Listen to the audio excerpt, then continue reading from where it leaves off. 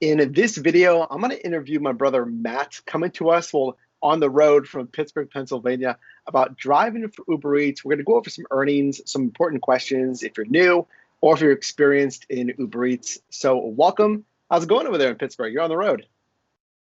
We got another episode on the road. What a better setting to talk about Uber Eats, right? It's Happy a to be here and help you guys. it's a very apt setting. Yes, I feel like a lot of us are on the road a lot. But you just finished the 9 to 5 or? Correct. And that's the amazing thing about Uber Eats or DoorDash, all these things you do in your own time. So you happen to catch me on the road. Very good. Appreciate you being here, guys. Let us know down below in the comments how long you've been driving for Uber Eats, or if you're new to the app here. So, tell me about your recent driving. How's it been? I mean, did you have any big weeks? Any bonuses like that? How are things going over there?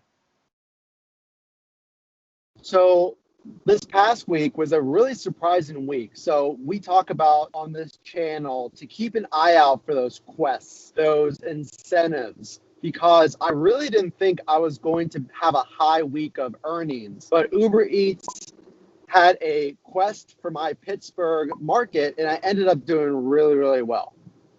Okay. Do you remember what the quest was? So the quest was 25 rides and $260 was the incentive bonus. And I'm sorry, guys, I'm losing a little bit of light, but I think we're going to get this done. So yeah, it was a great incentive. Certain amount of rides, automatic bonus. Yeah, $10.40 per ride on that bonus. So 25 rides. Now, was that a extra pay bonus, or was that when they pay the difference? So here's the thing. They paid the difference, but the amazing thing, so when we're talking about Uber Eats, you have three different ways to make money, right? You have your fare, you have the promotion pricing, so that surge pricing, and then you have tips. So I was under the impression that the cumulative, the whole total of that amount was what they're basing it off of. But it was actually my earnings in my surge pricing. So it did not factor in tips. So actually, I only had to drive, like Mike said, it came to about $10 or so or higher in order. But I only had to drive maybe 9 hours to hit that mark. And then they paid the difference. Plus, I got those tips. Okay, I get that. So you made the 25 rides, and then Uber only calculated from your gross revenue less tips. So they gave you the extra money, and then you got tips on top of that. Well, that's pretty good. Has it been busy over there? I mean, have you been driving the same amount of hours, or how's the marketplace been over in Pittsburgh? So, like we talk about on this channel, it's been busy, but that's because um, I have been doing, and I know you guys have been doing a lot of those strategies that we talk about, whether that's toggling between apps, multi-apping, uh, Right. driving in those driving in those dense areas. But overall, the demand has absolutely been there. Um, Make sure to use those tips that Mike talks about. I know that those tips are on all of his guides that he has on his website. If you haven't checked it out, that'll give you top dollar to make sure when it's a good demand, you're making the most for your time for sure. Well, I want to talk about tips, and I appreciate you adding that. Um, how have your tips been? I'm kind of curious. I'm coming to you from San Diego, if you guys don't know. But I mean, do you see customers tipping a lot? Do you see certain restaurants tipping more than others? I mean, how much do they tip? And then I was going to ask you another question. I'm kind of blanking here. Well, let's just go with that because I can't remember. How have tips been over there? So here's the really cool tip. No pun intended. I had to. But what I would recommend to anyone watching, and this is completely up to you guys, but kind of a big announcement for anyone who doesn't know a little bit about me, but am planning to I'm planning to propose to my girlfriend of 2 years, and I'm saving up for a ring. So I put in my bio of Uber Eats, I am driving Uber Eats to save up for an engagement ring.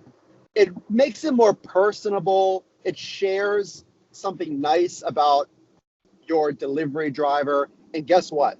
I don't know if it's because of that or because of a few really, really amazing customers, but I received two $15 tips just this past week. The tips have been amazing. The customers are very generous guys, and it's going to add up to about a third of your revenue. But all of those best practices that Mike talks about will maximize your tips. Well, that's good. And I'll to make a point about that, my highest tip is $20. I've gotten that a handful of times, but it's few and far between. So if you got two $15 tips in the last week, that may be a powerful point about your profile. I don't know if you just announced that on the video here, or if that's going to be a surprise. I'm assuming it's not a surprise component. I mean, obviously, you and I have talked about this. But going back to that profile, that's an interesting point. I've never thought about that. Is adding the touch of what is it, humanization or what have you, that is explaining why you're driving, and that's a very real reason. Actually, let us know down below in the comments, why are you driving here? So the tips sound pretty good. Have there been any problems? Have you been falling into the kind of swing of things, or talk to me about kind of the how the deliveries have been going in general? So typically, when you are driving in your city or your town, the more and more you drive, the more familiar you're going to get with those dense areas. I know that I talk about and Mike talks about staying around those dense areas. Lots of restaurants typically look around your hotels because hotels are surrounded by restaurants for all of those visitors. Right. So it's been going pretty well. And I'm sorry, I'm losing my train of thought. I want to answer your question. Well, I know you're focusing on the road, so no problem there. I was just asking if there's any problems with the deliveries recently, or it's been basically status quo, I guess. Thank you. So status quo, the main thing I would emphasize is now is the time to drive, guys, because I've seen a very large increase in deliveries during the week. I think more and more people are having food delivered. And whatever it happens to be, I know Mike talks a lot about all of the profitable, the flexible side hustles out there. So Uber Eats is fantastic. And my point was, as you get to know your city, you'll know some of those restaurants that just happen to be a little slow. Maybe they're behind, they have long lines. Don't feel bad about not accepting those requests, especially during a high demand time. You can fill your time with revenue elsewhere. So keep that in mind. Absolutely. To reiterate Matt's point, because it was so powerful, and I appreciate you adding that, Matt just said, don't be afraid to ignore requests from slow restaurants. And the only way you're going to learn that is by getting out there and getting the reps in. For instance, in a recent video, I'll link it above, I talk about stacked orders, specifically from Chipotle. And then I say, now, number one, don't just assume that all Chipotles are good and bad, because that's not the case. You actually have to do some pickups at these locations, and you'll find, okay, this restaurant or this Chipotle is usually on their game. Where this Chipotle, I've had to wait like 10 minutes the last 3 times. So again, doing that research and getting the reps in. Well, very good. So talk to me about your side hustle in general. I just remembered a question here. Would you consider adding different niches? Would you consider getting back into rideshare? Because if you guys don't know, Matt and I first started with rideshare back in Pittsburgh. Would you get back into rideshare, especially with everything going on? Would you look at grocery delivery? Would you look at Amazon Flex, package delivery? Because I know I've talked to you about Flex in Pittsburgh. I always would consider what's best for my goals. So what that means is I'm saving up money for a specific goal. So if your goal is to just get in the zone and deliver parcels or food with less customer interaction per se, then Uber Eats is great. I signed up for Amazon Flex, so hopefully I can begin doing that.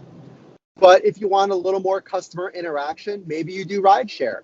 For me right now, I drive after work.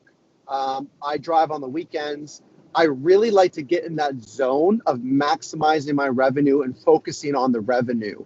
I love customer service. I love interacting with folks. I've only done food parcel for now, but maybe I'll do rideshare in the future. But for my goals right now, it's Uber Eats and DoorDash, and who knows, maybe Amazon Flex soon. Yeah, well, that's good that you just brought that up. So I heard you signed up for Amazon Flex.